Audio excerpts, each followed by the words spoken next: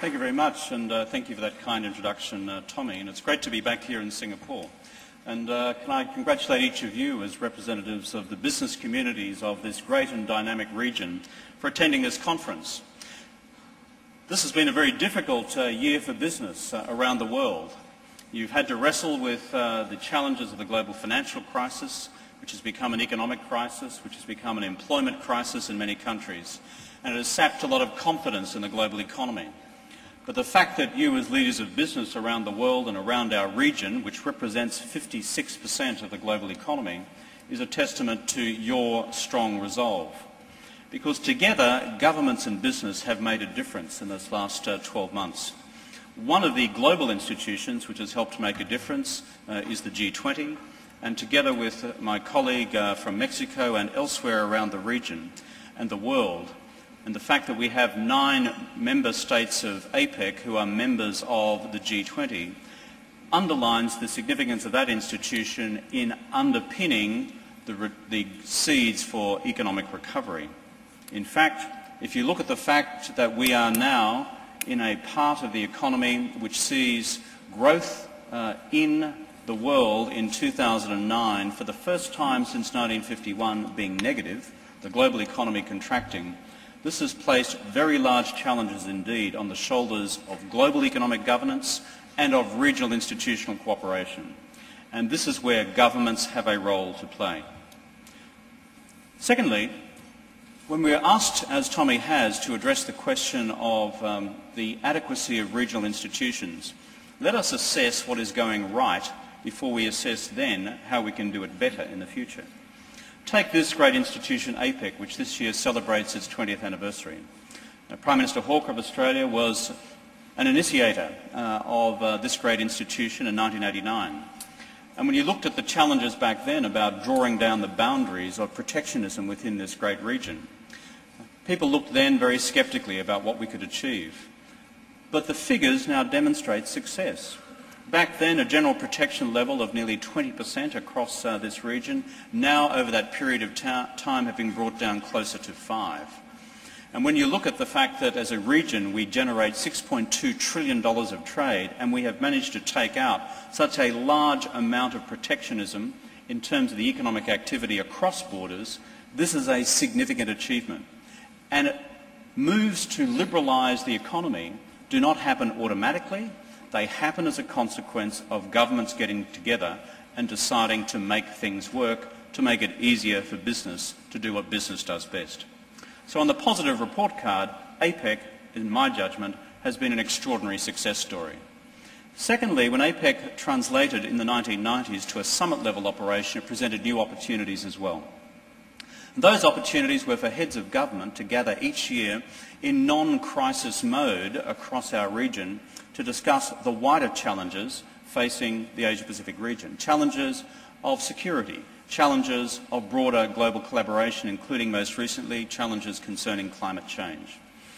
This should not be underestimated as an additional value which we've obtained from APEC. The ability for leaders from the United States, from China, from Japan, and from elsewhere in the region, from Mexico, from Australia, and in Southeast Asia, to gather each year to spend time with each other on the common challenges of our region beyond the specific agenda of trade liberalisation. That has been the second great achievement of APEC. The task we are left with to answer here, however, is how can we take these institutions of existing regional governance and improve them in the future? And that is why Australia has initiated a debate concerning an Asia-Pacific community by 2020. Let me outline briefly the proposition and the case. Right now, we have a vast array of institutions, each of them performing a critical and valuable role.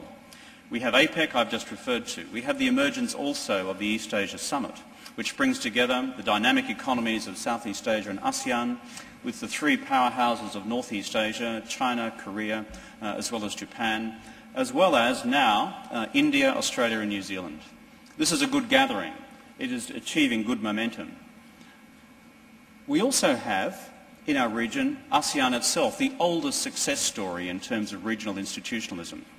And when people reflect on why institutions matter, think about this. When ASEAN was created in 1967, the thought of it 40 years later, having within it the traditional warring parties of communist Indochina and non-communist Southeast Asia was inconceivable. What it's achieved in 40 years is actually to bring together a sense of common regional community, soft security community, as well as enhanced economic cooperation across all these countries of Southeast Asia. It is an outstanding success story. For the region at large, how do we take the success of ASEAN and generalise it to the future challenges of the Asia-Pacific region at large? How do we avoid the re-emergence of fundamental strategic rifts in our region in the future when we're still required to deal with some of the deep underlying challenges concerning territorial claims? Unresolved territorial claims in the Korean Peninsula, in the Taiwan Straits, in the South China Sea and elsewhere. How do we avoid any future conflict which would underpin the trajectory of growth that we've had so successfully in this region now for many decades?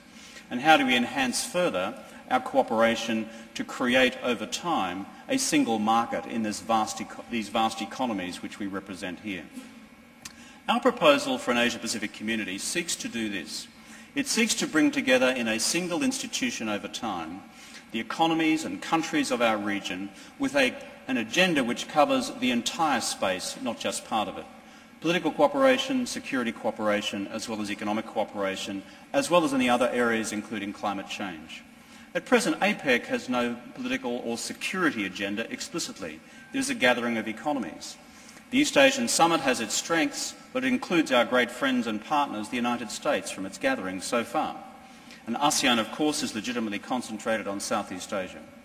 So our vision for the future is how do we create an institution which draws all these economies and, most importantly, together with an agenda which covers the political, security and economic space, to encourage the habits of cooperation, the habits which underpin security cooperation, the habits which underpin a common sense of community in our region.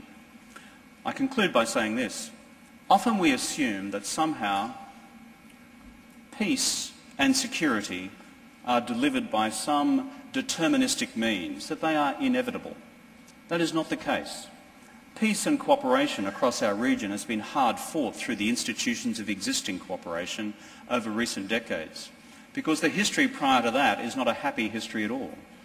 Therefore, we have to encourage through direct institution building these habits of cooperation to become entrenched and normal in the future. Think of this with Europe.